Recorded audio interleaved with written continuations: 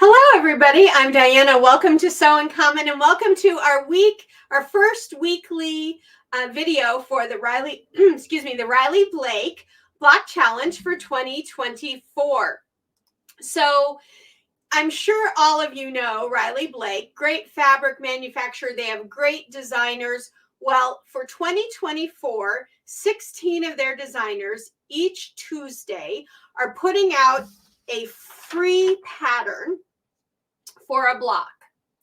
And you can download this. However, this is created for traditional quilting. But here at Sew in Common, we are home of the Build A Quilt system, where we build patchwork in the hoop of our embroidery machine. And so I've translated these patterns into the Build A Quilt digital system so that you can create them with your embroidery machine. Riley Blake's patterns are completely free, and so are the Build A Quilt versions. I'm not charging you anything. We're doing this together so that we can have fun doing this beautiful quilt along as well. So this goes through the end of May of 2024, and then that's when the last block and the layout of the quilt will come in. But we'll probably go, I'm guessing, until about mid-June, because there are already 5 beautiful blocks out here. Block 1, block 2, block 3. I'm showing you these quickly. Block 4, and Tuesday of this week, block 5 came out. So that's okay. Today we're going to talk about blocks 1 and block 2, because those pattern sets for the Build A Quilt system are now available on the website. They've been the first one's been available for a few days, and the number 2 came out late Wednesday night, Valentine's night. I got that one out for you guys. So those are the 2 we'll go over today, which is the Vintage Delight block by Lori Holt, and you're seeing mine right here, and the Sparkle and Shine block by Beverly McCullough. Those are the 2 we're going to talk about today. Then by next Thursday, we will have 4, because we'll have Dalesford and Framed Star and the new Dazzle and whatever comes out next Tuesday. Most likely, I will not get all 4 of these digitized by next week. I should be able to get at least 2 more done. That's why I'm saying we're probably going to be like a week behind the regular block challenge that everyone else is doing, but that's okay. So what I suggest to you is you go to their website. Here's the link. I'll put the link, the actual link, in the description, but that's it. If you are a quick writer and you want to download the things that they have on there, because they're going to be important for you to do this, you want to download the invitation, because it tells you each week when the design gets posted, which is a Tuesday. It tells you who the designer is. It tells you how to contact them, and tells you the block number. So this is important. You can use it as a checklist. You can go check out these websites and stuff, or contact these people if you need to, because all that information is there. So you'll want to download that. The second thing you're going to want to download is they have a fabric requirement sheet. Now, part of this is going to be useful for you, and part of it will not be useful in the Build A Quilt system. That's okay. So you're going to want to download the requirement, because it shows you on this first page the Riley Blake confetti fabrics that they're using, and then the second page is the batiks that they're using. And those are listed on each of their sheets right here. So it tells you what part it is and what fabric. So in this one, fabric 1 is for parts A and B. So fabric 1 is confetti solid. Let me see if I can read it. Riley Blake white. So it's Riley white. Okay. So you can use their fabric, so it turns out just as they've done it. Now, because I live in the sticks, I could not get their fabric. It wouldn't be here until sometime mid-March. So I am not going to use their fabrics, and I'm upset that I'm not, but maybe eventually I'll redo this quilt with these fabrics. They're lovely. Although I will say I don't like using batiks on full-size quilts, but that's my thing. That's just a subjective thing. Everybody can use whatever they want. But I'm going to try to use their colors. So I'm trying to use this for the colors. Hopefully that will be helpful for you. And then on the back here, the last couple of pages is each block, the colors that are used and what they're telling you to cut. Do not use this for your cutting. Use your Build a Quilt pattern set. So this will be important for the fabrics, but for the cutting of the fabrics, when you download your free pattern set for the Build a Quilt system, and I'll give you that information at the end where to get that. This is what the written information, excuse me, looks like. And then you'll have the digital files, and you'll choose your extension for your embroidery machine. You guys know how that goes if you've worked with me before. Now, again, these patterns are not mine. They are not my designs. These are from 16 designers that have worked with Riley Blake. So the only thing I've done is take their information from their pattern and translated it into digital format so that we can do it with the embroidery machine. So with this, unlike my typical Build a Quilt patterns where you get a coloring sheet and a layout and all kinds of stuff, these are a little less because I haven't added a bunch of extra things in there. So the very first page tells you all about the block challenge, about when these videos will be posted, which is every Thursday. And then you have a general supply sheet for building your patterns in the hoop. And then looks like this one had a clear piece of paper that came through. Then you're going to get a cut sheet. Okay, now this is the cut sheet for this pattern. And what this tells you is fabric 1 for parts A and what you need to cut, fabric 1 for parts B and what you need to cut, fabric 2 for part C, and so forth. So that is the information that you want to use for cutting your fabric. And then there's just a final thank you and all that information that these are not mine. They are the designs themselves are the sole property of Riley Blake and the specific designer for this one, that is Lori Holt. And then for block 2, this you've downloaded this. This is your written information. Same thing on the supply sheet. Here is your cut sheet. It's much bigger because there's more pieces, which you'll see when we go over it. And then I've done photographs for you of the completed segments and how many you need to make, and what the layout is going to be will come from the sheet from Riley Blake. So you're going to need both your design package that comes with your Build a Quilt system, and you're going to need your Riley Blake pattern. And I love this because these are one sheet each. These are just a one page. Okay, so that's how that goes. Again, I'm not using the Riley Blake fabrics because it was too far along the thing and I couldn't get them ordered in time to use them. So I'm trying to use the colors, which I did on my number 2. This one, I kind of played with it and used some other things. But for my quilt, I probably will remake it in these beautiful salmony pink colors. Really gorgeous. Each block, according to the Riley Blake information, is going to be 10 by 10.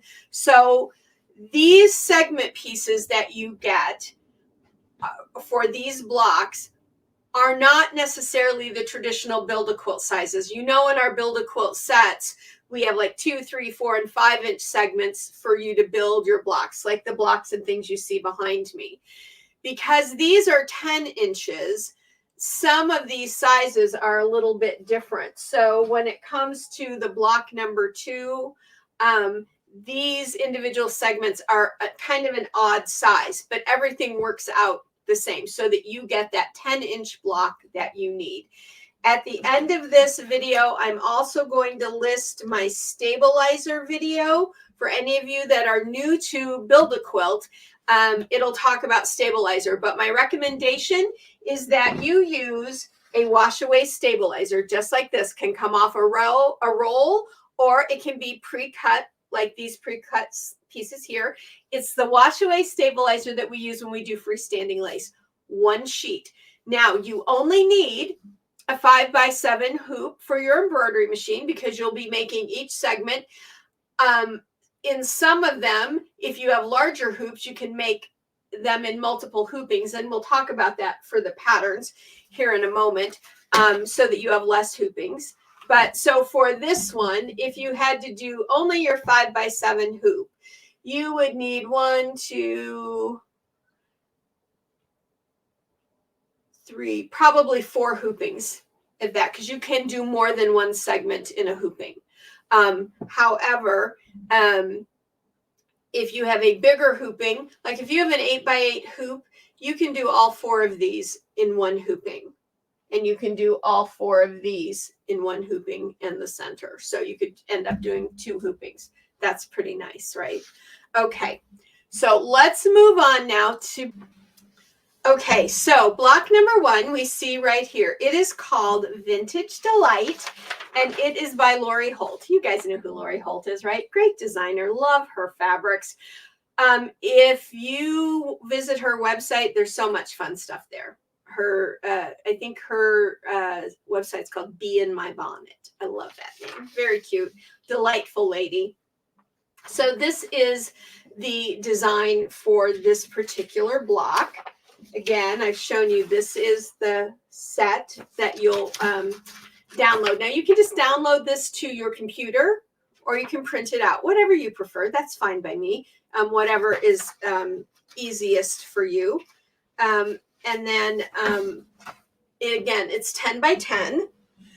So this gets made pretty easily. We have basically 4 modified half square triangles, or what has also been called a peony, a rosebud, or a tulip block. And that's our 4 corners here. These 4, that's those 4 blocks. You're going to make 4 of them. Easy enough. But I want to talk to you about how this gets made. When you bring up the design on your machine, it will come up in this configuration. Okay, so it won't come flipped it'll come like this. You're going to make all 4 of them just like this. And then regardless of where you put them, when you rotate them, they end up being in the right place. So this is how this pattern works. Let me roll this back a little. The first thing, after it stitches out the boundary box, the second piece is also stitched right onto the stabilizer, and it is this square. Then you'll lay your fabric, you'll stitch it down, you'll trim away on this edge and this edge. Now, a trick that you can do is you can lay your fabric down so that you don't have to trim. So if you lay your fabric so that you have roughly an inch on this, or a 1/4 inch on this side and a 1/4 inch on this side, you're not going to have to do any trimming on that. But if you don't, then if you just lay it flat on there, just trim to about a 1/4 inch on each side. Don't freak out about it having to be exactly a 1/4 inch. Just don't leave a lot of fabric there, because in the end, it will all be fine. Your seams are all built in. That trimming isn't going to make a difference either way for you, okay? So just don't trim too close. Trim out what you would roughly, and if you absolutely must, you can measure it, but I wouldn't. I would just trim it, okay? So this box goes first, then this fabric, then this fabric, then this fabric, then this fabric, and the last half is this half of the modified half square triangle.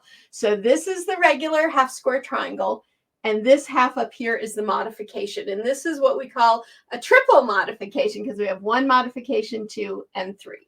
Okay, pretty easy. And you're going to do that 4 times. Then you're going to make 4 rectangles and 1 square. Really easy. Those are a boundary box, lay your fabric down, stitch again, and that's all. That's all she wrote. Those go really, really quickly. You can, if you've got your fabric prepped, and really you should prep your fabric ahead so it's ready. you can get these done, golly, probably in 5 minutes or less, the whole thing. Then you're going to stitch them together. I'm going to take this down because I want to show you the back.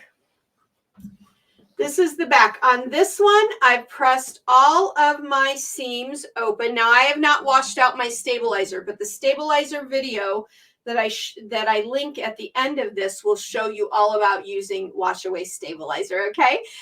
So I haven't washed mine out yet, but on these blocks, I like to, typically in traditional quilting, I am a press my seams to the dark side person, always.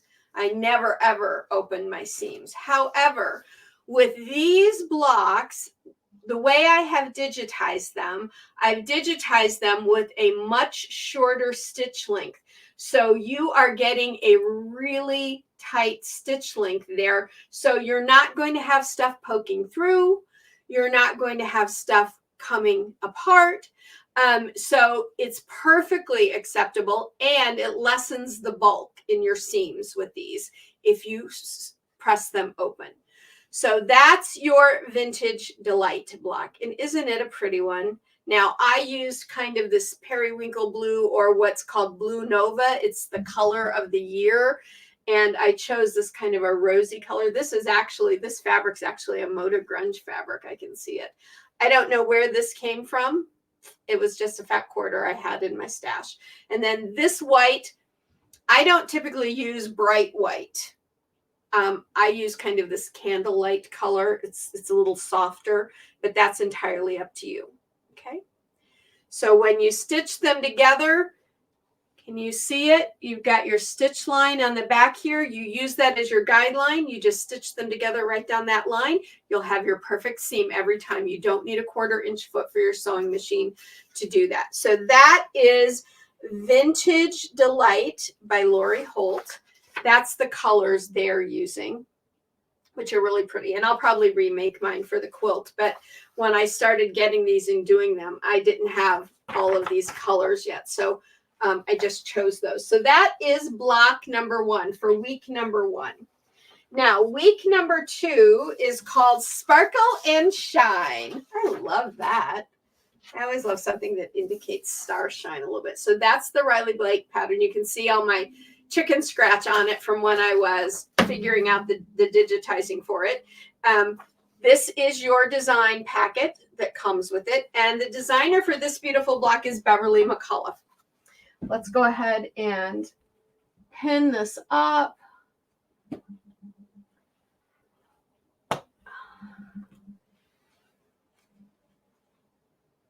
Let's see, do I have it? There we go. I always want to make sure I have it straight so you guys can see it. Now, this block, I think this block, I have no idea, but I think this block is going to end up being one of those blocks that are kind of a filler block. I think in the end, we might end up making more than one of these. I'm not really sure. Right now, I'm just making one of each. Once the layout comes out, I don't know what else they might be adding to it or things of that nature. We'll discover that all together. But this is Sparkle and Shine.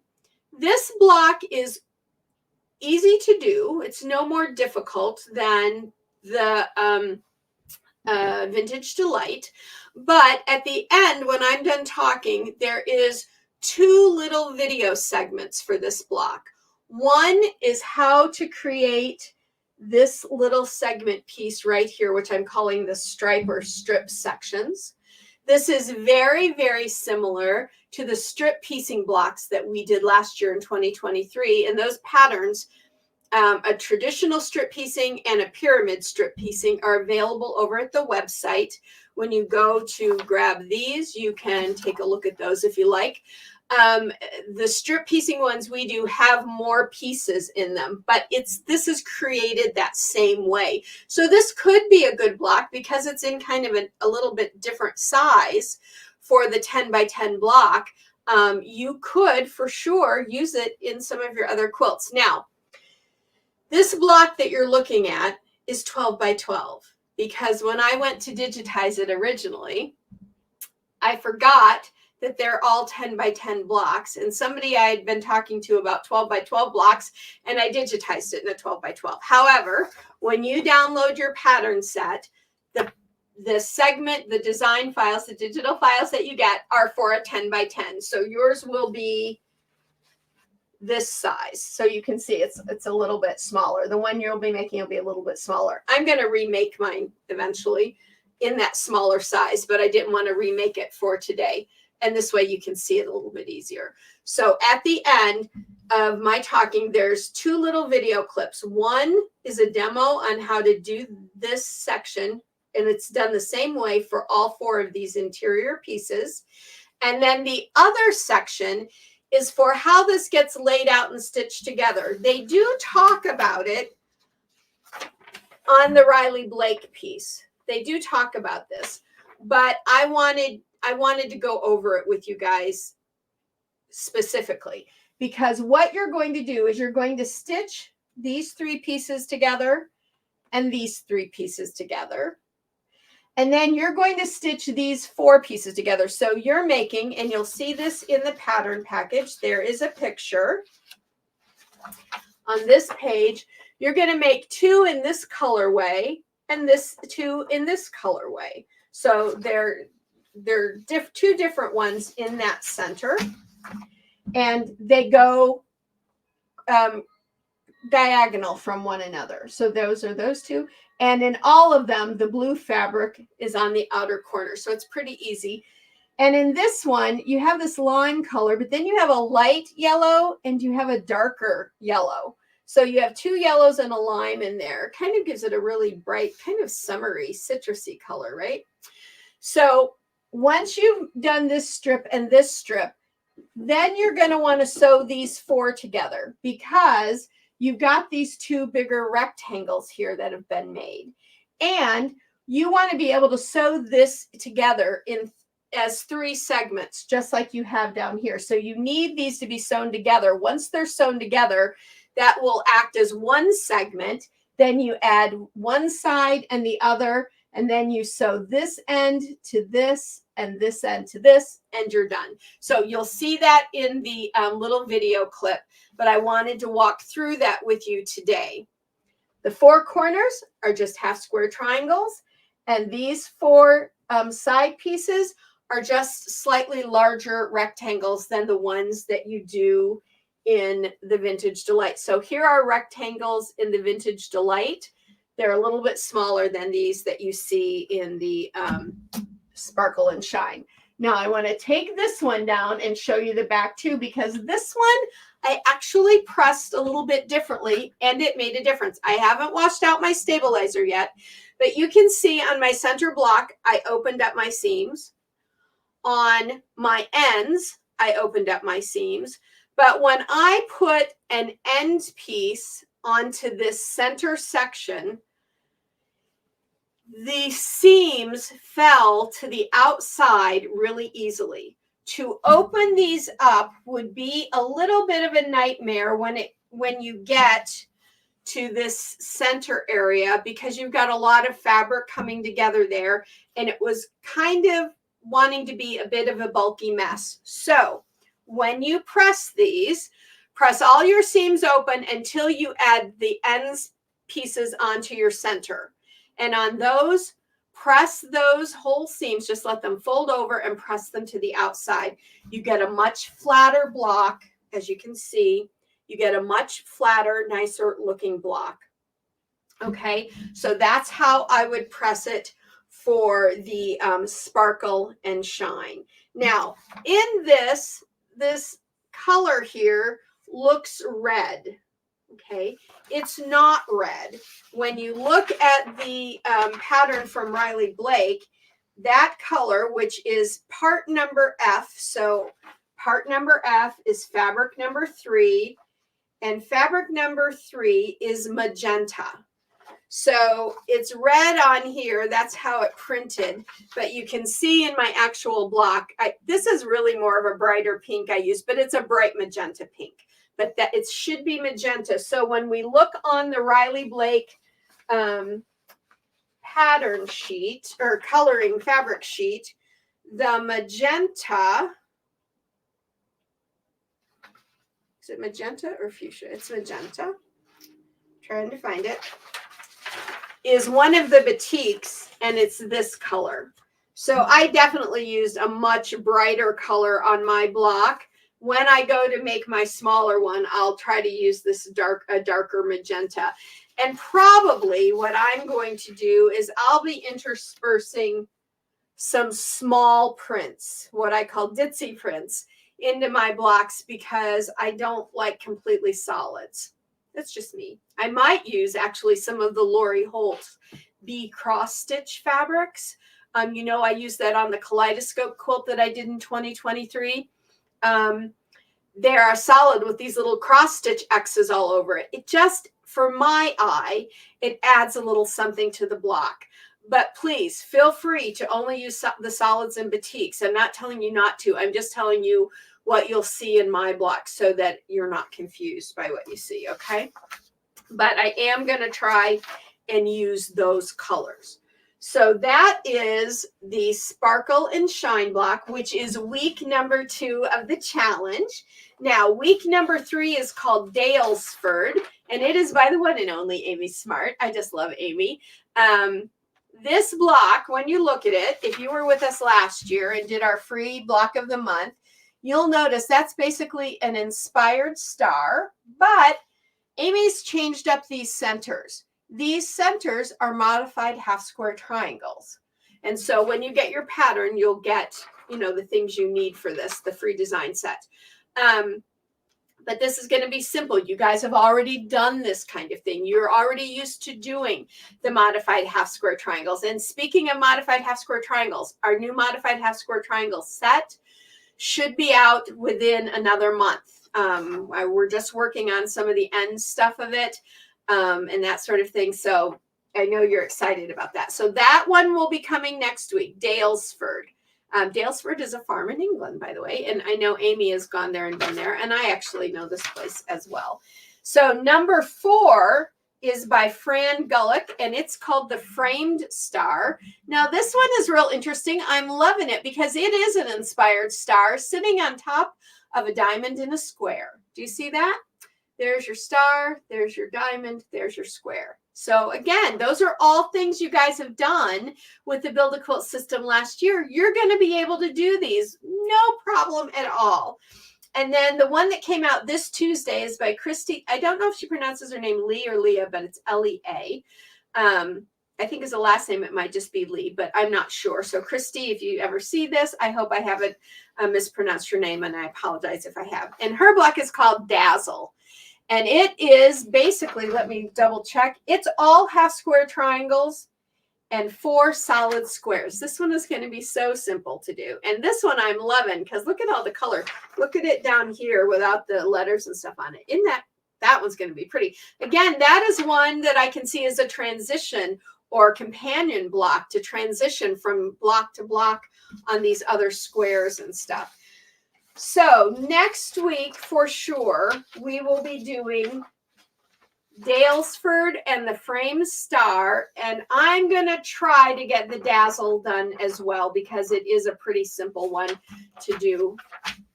So I'm going to try and get these 3 done. However, this coming Tuesday, the 6th block will come out, and it will be, I think it tells us back here, it will be, no, it doesn't tell us on there. Maybe it tells us on here. Yeah, block 6th will come out February 20th by Jennifer Long, but it doesn't tell us what it's going to look like or what it's called.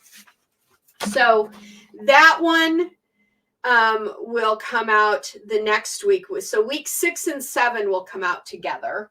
But 3, 4, and 5, I will try to get done for us for next week. And then we'll basically be right there. We'll be, when we do the 3rd video, the 3rd week, we're going to be on week 6 and 7 block, and we'll be caught up. We'll be right there with them. From that point forward, it'll be 1 block a week. Okay. So let's talk about where you can get your free Build a Quilt pattern sets. These. You want to go to our website, sewandcommon.com. And it will say on there, build a quilt for the patchwork and hoop for the Riley Blake Block Challenge. You'll see the block. It says free block on there. All of that. You'll see that. You'll download it. And that's what you're going to get each and every week from us here at Build a Quilt to go with the pieces from Riley Blake. And I highly recommend that you print these out because this gives you all this good fabric color information for that specific block. And it gives you your layout information. This information about how to sew them together in the traditional method won't be of help for the Build a Quilt system. But if you're doing this with someone else who's going to do it in the traditional method, they will need that for sure. Okay. And then next week we'll do those three more: Dalesford, Frame Star, and Dazzle. All right. So go to the website. Blocks 1 and 2, Vintage, Delight, Sparkle, and Shine are both available for you over at the website. All right, everybody, thank you so very much for joining me for our week 1 video of the Riley Blake Block Challenge. This video posts every Thursday at 4 p.m. Central Standard Time. Please like this video and share this video with your quilting friends because they might not know that we're doing this so that everybody can be involved in the block challenge. So please share and like the videos with your friends. Please post your photographs of your completed blocks over on Facebook. We'd love to see and share them with everyone, so please do that. I'll be posting my photos over there probably over the weekend because I'm not home tomorrow, but Friday, but I'll be posting mine on the Facebook page for you. And if you haven't subscribed to the channel yet, please subscribe. Our channel has really grown by leaps and bounds this year, and it's all because of all of you. And so I can't say thank you enough for that. We'd love to have you as part of the Sew in Common family. And until next time, everybody, as always, go sew life beautiful. Go make some beautiful challenge blocks from Riley Blake. Bye for now.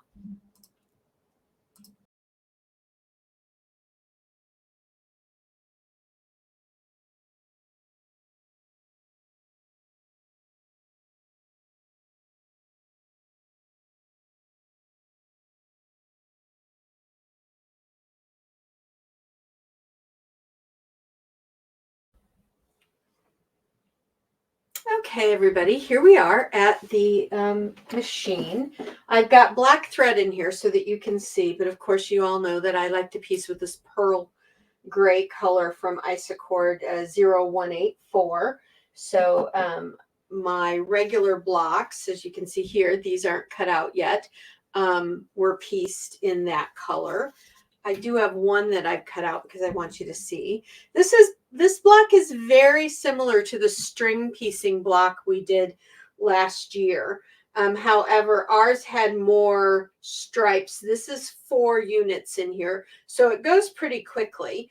You will be making, I don't have this one cut out yet, but you'll be making 2 of them in one color scheme, and this one is the so this one right here, let's move that out of the way. This one right here is this one, the upper left corner and the bottom right corner. And even though this H color looks pink, when you look on the instructions, color number 8 or piece number H is fabric 5, and fabric 5 is a bright yellow, or is a yellow. So that's what I've used here. And then you have another one that is the upper right and lower left. I haven't cut these out yet. Yeah, this one goes like this. So it's blue into blue, white, lime, and a brighter yellow or a darker yellow. So that's how you'll follow these, and you'll see the pictures with these and what you need to cut and all of that. But I want to go through and piece one of these. Now, I've got 4 pieces of fabric here, and these are just out of my scrap bin. This is why you want to have, when you're done with your projects, you want to cut them down, because all I did was reach into my bin. In fact, let me see if I can swing around here and grab it out. Can I get it out? Yeah. Whether I spill everything on the floor is going to be another question. Okay, so this one right here, it just all kind of got wibbly when I was pulling it out. But this one right here had these fabrics in it. So I just went in and I had some rectangles in the red or some triangles. I guess I only had the one, so I pulled it. And I had one of these as a triangle already, and I just cut it down to match the size of the red one because I know they're the correct size. And then I just pulled this fabric and the other green. It looks like that was the only piece of that green that I had in here. But anyway, I pulled it and I cut them down to the right size. So really all I had to do was a little bit of trimming, and I had 4 pieces that will fit. And as I said, these are not the same colors that are in the pattern itself, but you might not be using those colors, and I just grabbed these so we could do the demo. I have my glue stick ready, and there is some trimming to be done, so I have my scissors ready. So I printed out step 1, or I stitched out step 1. Let's stitch out step 2. That's placement for the very first piece, which I think on all 4 of them, yeah, all 4 of them, you start with this light blue color. Alrighty, now I'm just gonna put a dab of glue there. Bring in my first one. My first one always gets laid down right side up. I can feel that. I know I'm roughly 1/4 inch there with my fingers. Now, let's just say this, especially if you're new.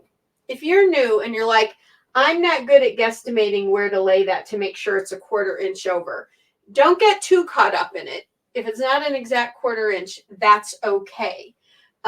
Just get it close. If it's a little more, a tiny bit less, it's not going to matter in the long run. However, if you are someone that insists on being a perfectionist, that's okay. That's your thing. I get that. Then take your ruler before you start off on your fabric. Let's just show you here on this red piece.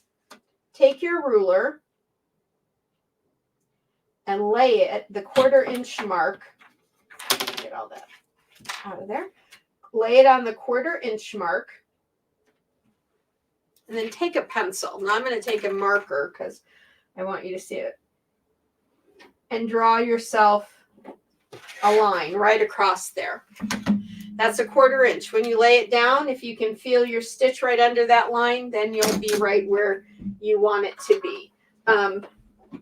But trust yourself, okay? I want you to get used to the idea of trusting yourself, because in the long run, it's not going to make a huge difference if you're off by just a tiny fraction, not like it does in traditional quilting methods.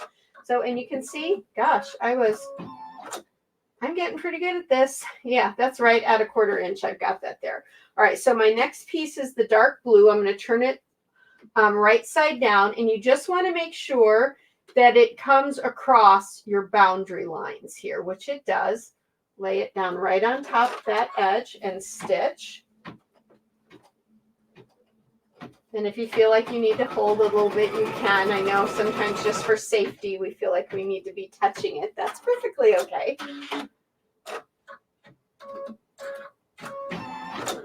Place a little bit of glue. Now I'm going to flip this, and I'm just going to finger press it down. There we go. And now I'm going to stitch.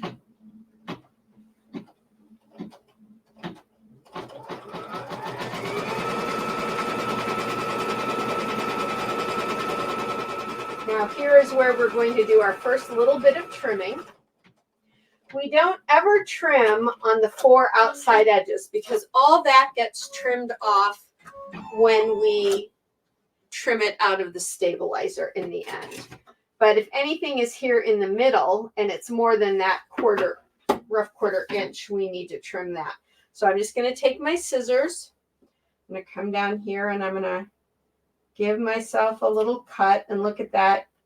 Yeah, that's a good little 1/4 inch there. And then I'm just going to cut across. And again, if it's not the perfect 1/4 inch, don't worry about it. It's all good.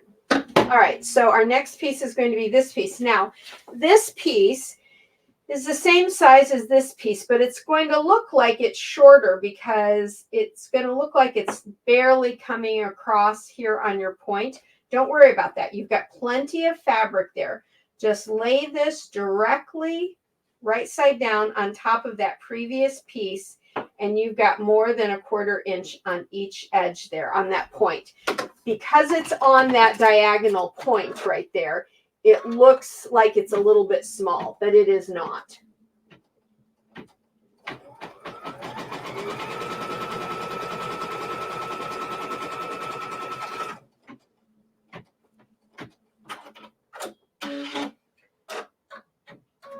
And now we will put a little swipe of glue and flip this piece. And it doesn't need to cover. If it doesn't cover that point, that's all right, because it doesn't need to. And we'll stitch.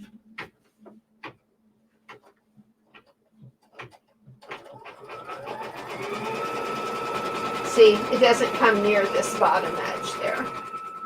And I always give you plenty. These triangles could be cut down a little bit, but I like to make sure you have plenty. So if your placement, you're not having a great day and you're not really paying attention, or you're new to this process, then if your placement is off a little bit, it's not going to make a difference. Okay, so I do my 1/4 inch there, and now I place my last piece right side down. And again, it's coming across my boundary there, so that's good. We're going to stitch that.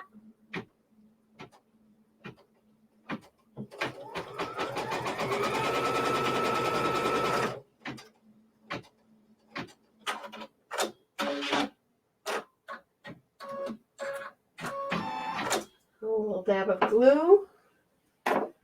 And now I'm going to flip this corner.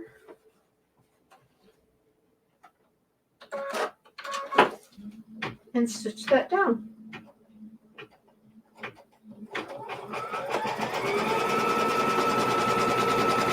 Okay, now we have one last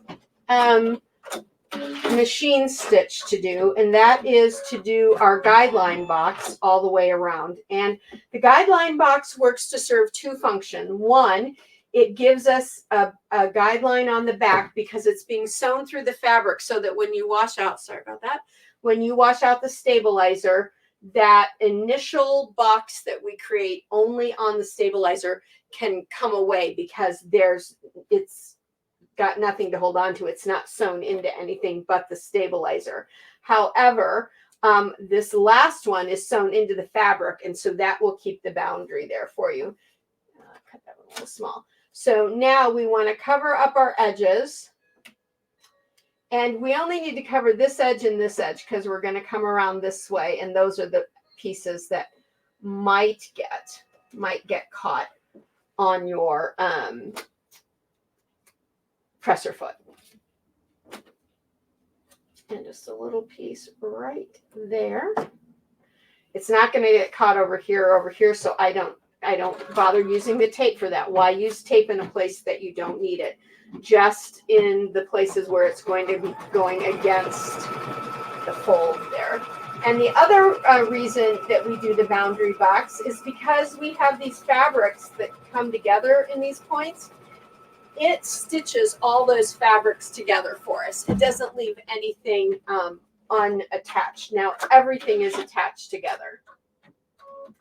And there we have just created one of these 4 little blocks that are going to be the center of this particular square. So there you go. Now I would just take this out, peel off my tape, and trim around it with my ruler a 1/4 inch. So I've just come a 1/4 inch from the guideline and trim that around. And you all know I like to use a pinking blade, but you can use a regular blade if you like. And there you have it. We're all done. So that is one of it's this centerpiece of the whole block right here. That's a good picture of the layout for you. Okay, I'm not going to show you how to do the half square triangles or the rectangles, because you all know how to do those already. And if you don't, we have a video on the half square triangle to check that out. But we've done these so many times, I'm sure you know how to do them. But this little piece was a little bit different, something a little bit different. Some of you might have not done the string piecing with me before, so that's how that gets done. Super simple. All righty, everybody, let's go ahead and move on.